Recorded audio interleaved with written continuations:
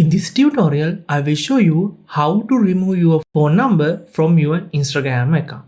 To start, you can open your Instagram application, then tap the profile icon in the bottom right corner.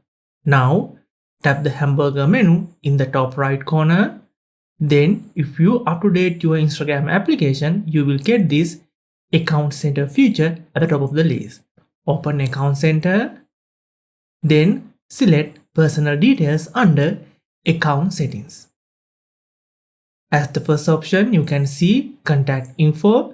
Just tap on that one. Then you can see your all contact details, including your email address and phone numbers. Here, you can select the phone number that you want to remove. Then you will get this window. Here,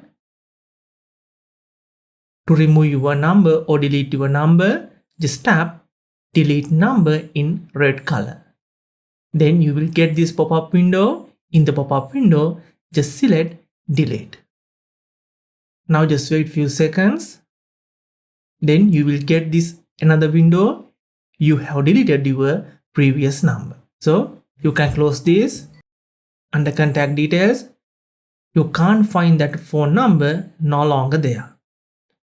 Then you will get this kind of email. Your phone number has been removed from Instagram.